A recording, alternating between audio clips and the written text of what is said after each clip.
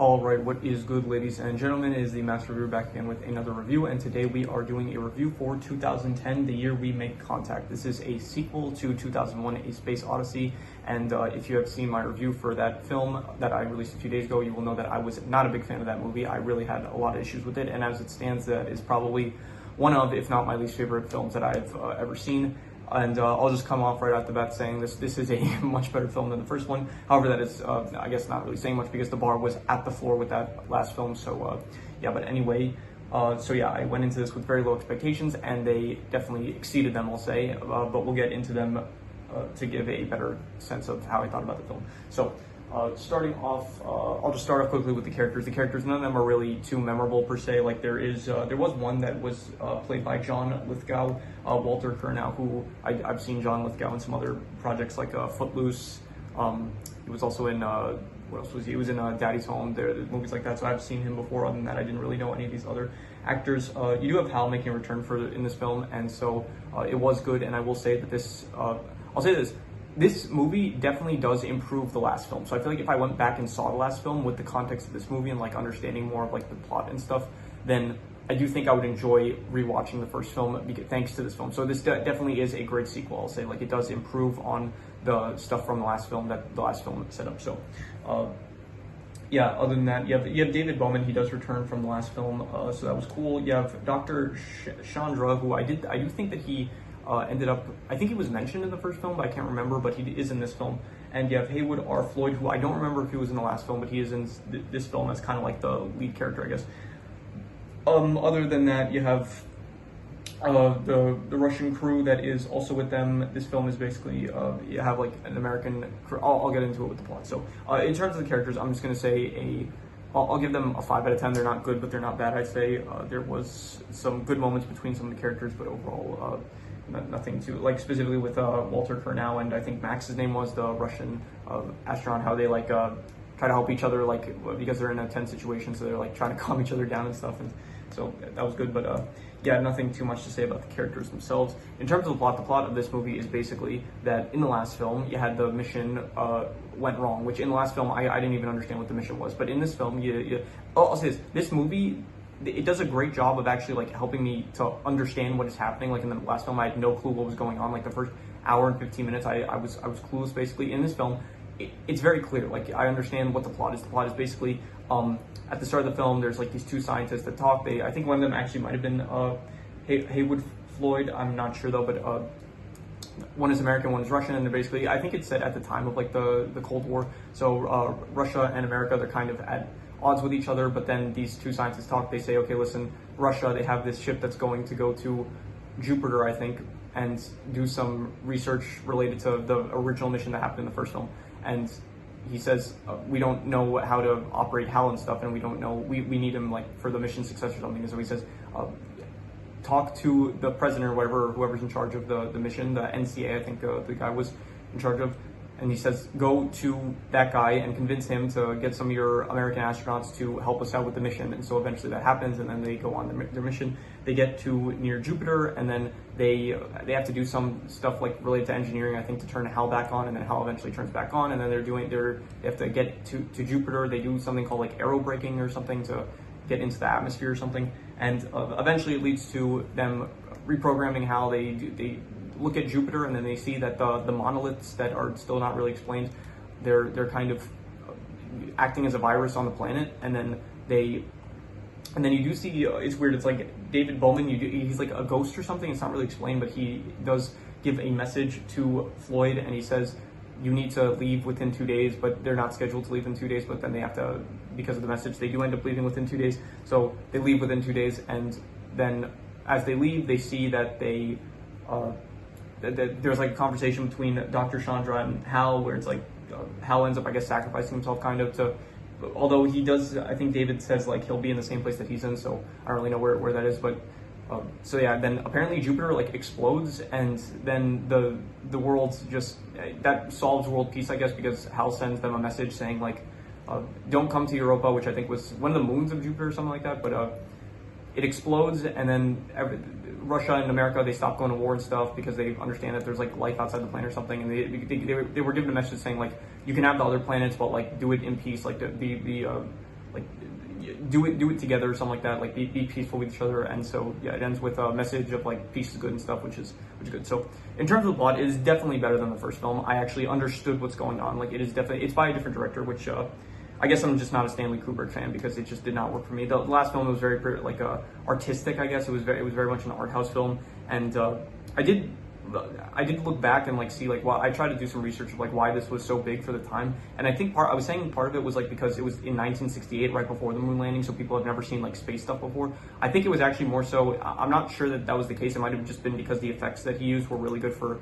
1968. And I will say that it was good effects, I guess, but still, like, I've seen better stuff nowadays in modern films, so it doesn't really, that's not like an excuse for me to find the film like great. So I'm speaking about the last film. In terms of this film, the plot was definitely, I'll say, I'm still gonna give it like a 5 out of 10. It wasn't good, but it wasn't bad. I'd say like it was still kind of like slow. It felt like it definitely didn't have those long born shots of like it would go like 5 minutes long where I would go take a piss and then I would come back and it would still be showing the same shot of like some spaceship just moving slowly. So it was nice that they actually had better pacing this time around, but it's still like it's almost 2 hours long, and it did feel like they could have like, I don't know, condensed it a bit more, so it would have been a bit better if they did it. But I'm not going to say the plot was like bad. It definitely did a good job of expanding on the previous film, with which I thought it did really well in that case. So I'm just going to give the plot a 5 out of 10. Not good, but not bad. I did like the America versus Russia stuff. That it did help with the tension of like the crew and stuff, so I think that was good. In terms of the setting / sci-fi, it's kind of boring, to be honest, in my opinion. I still don't really like the setting. It's like, it's space, it's fine. It feels very one note kind of. The sci-fi aspects of like HAL, I guess, are fine and stuff. I still don't read the monolith stuff. I don't get it. So in terms of, I'm gonna take out the sheet here. I'm gonna just say that the setting, it's I'm gonna say between a 4 to a 4.5. It's between bad and not good. And I'm gonna be harsh and give it a 4. I'm just gonna say the setting was bad. I didn't really like it. It is just, part of it is also that it's like the 1980s that this was filmed, so it still feels kind of old, and it's, I don't know, this stuff looks better nowadays, like I've said in other reviews and stuff.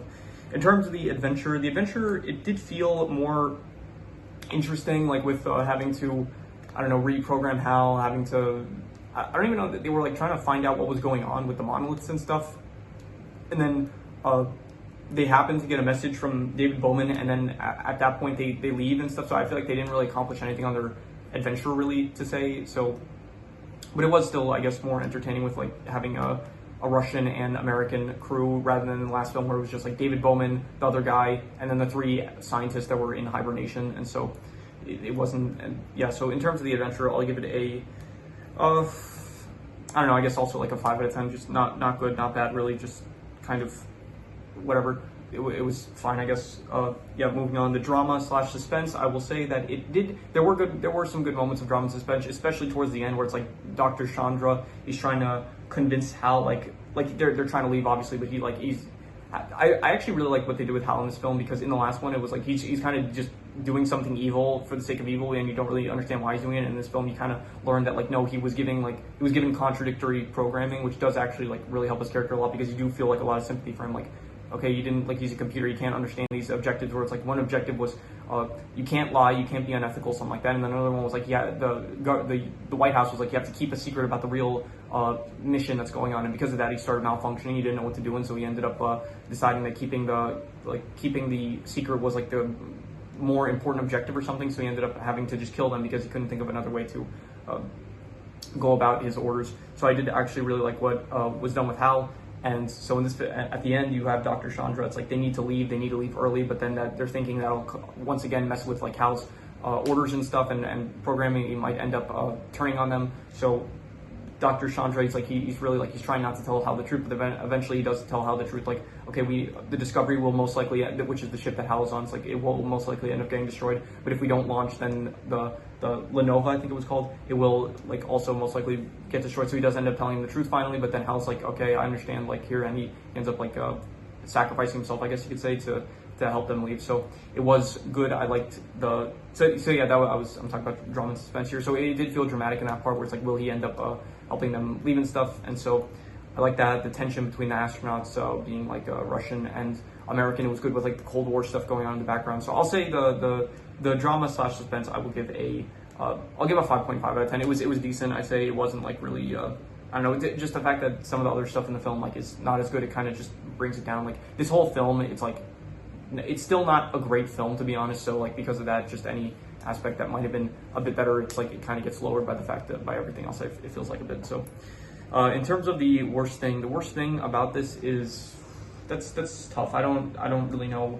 It all, most of it just feels kind of mid, to be honest. Like like mid in like the truest sense of the word. I don't like when people say like something's mid, but it's like it's like something is a 7 out of 10 and they say it's mid. Like no, a 5 out of 10 is mid. A 5 out of 10 is like middle, is like middle of the road. Like it's not good, it's not bad. 5 is mid. So I don't really use that word in general. I just say 5 out of 10 or like not good, not bad, because I don't know, that word is just annoying when people use it incorrectly. They'll call anything mid even though it's just there's no reason to call something that. So yeah. Anyway, worst thing about the film, I would probably just say, if I'm really thinking about it, I guess it is still kind of annoying that like you don't really find out anything about the monoliths and stuff, and so it is kind of like just some stuff is not really revealed that you kind of just wish was revealed, but I don't really know if that's the fault of the movie per se, or it's just like my own curiosity that's causing me to not like that aspect as much. So I'm not going to say that's the worst part. I'm just going to reuse the worst score, which was the setting / sci-fi, which I will just give another 4 out of 10 for. So yeah.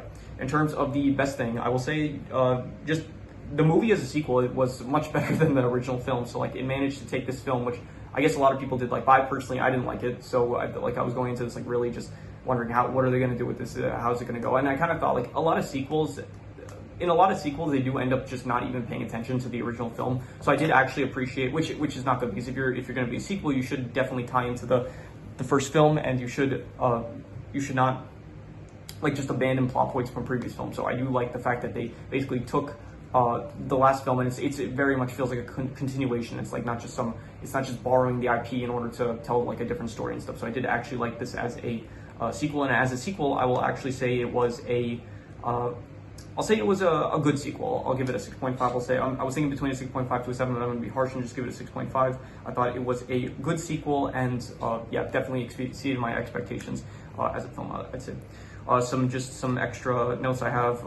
I did like a lot the mission report that was done at the start of the movie, where it does kind of recap the events of the last film. I thought that was good. It did help me to very much understand like what actually happened and stuff. It had the report. I think it was Floyd that wrote the mission report. So it was very, very good start to the film. And I was kind of thinking maybe they should have just done that at the end of the first film, like just have like the final thing of the film be like a mission report of like just what happens, and that could have helped a little bit, like just understand like a retrospective of the plot of the first film, I guess. So yeah, I like that. It was good that they did a mission report at the start.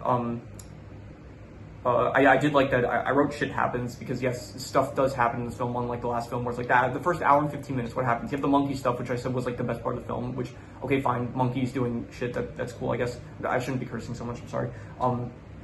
So yeah, and then after that, it's like you have some discussions about like a cover-up of a pandemic or something, not a pandemic, like a epidemic, something like that, and then just, that's all that happened the first hour and 15 minutes, and then it's just like shots of stuff, which just very boring in my opinion. And in the second half, you did have the stuff with Hal, but it didn't end up really going anywhere. And after that, it was just like the last, the last 30 minutes, 40 minutes. It felt like it was just, I don't know, just shots of Bowman just traveling in space or something. He ends up in a room. He turns old. He's young again. You see like an alien or something. You see the monolith again. It's just, I have no idea what was going on there. In this film, it's like it actually feels like a movie. Stuff is happening. Like, you know, the scientists, it's like they have to go somewhere. The Kurnow and Max, they have to go to a thing to repair something to get Hal back online. They have to like discuss plans of like what they're gonna do. They have to like discuss how they're gonna get back to Earth and stuff. Yeah, Bowman, he's trying to help out and stuff.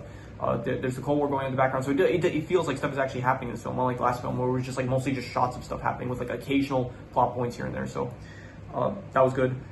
Anything else that I want to say? Anything else I wrote down? It doesn't end with like Jupiter. I don't know if it was Jupiter or Europa. I forgot. I think it was Jupiter, but like it explodes or something, and it causes like a second sun. So yeah, and so they started saying like how there's going to be light now all the time, which I don't think is. I'm not like an expert in this field. I don't even know what field this would be in. Like yeah, I don't know what field this would be in, but I don't think that that's the best. I don't think that would be a good thing to have constant light all the time. Like I'm pretty sure you need like darkness sometimes for probably certain reasons. Like you have light constantly just all around the, like I know that there are probably places I'm pretty sure in the world where it's like the sun doesn't set. I think in like Alaska, I'm pretty sure, or maybe Alaska is the one where the sun, it doesn't come out all night. I'm pretty sure there's an area in the world where it's like there's constant sun 24 hours a day, but I feel like that would have like negative effects. Like I feel like I'm not the only one that's thinking that, but yeah. Anyway, so those are all the extra notes I have. So I'm going to do the calculations. So King Crimson.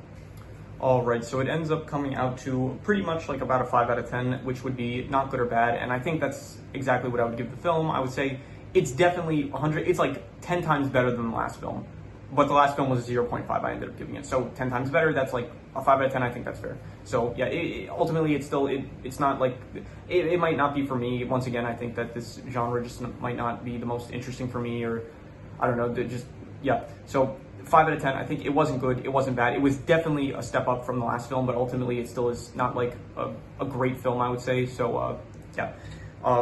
Yeah, so that is pretty much all there is to it. If you have any I forgot to mention this. I should have mentioned this at the start, but we went from 11 to 12 subscribers. So thank you once again for any new people watching the channel. If you're I hope you're appreciating the content, and I hope you're enjoying the content, and I appreciate your subscription. It means a lot. So yeah, once again, thank you to anyone new that's watching, and yeah, if you have any recommendations, any movies, shows, video game stories, anime, anything that you want me to review, leave it in the comments. Someone actually did leave something in the comments in, I think it was, I forgot, but one of the previous videos one of the recent videos I did, someone actually did end up leaving a suggestion. So to that commenter, I appreciate it greatly.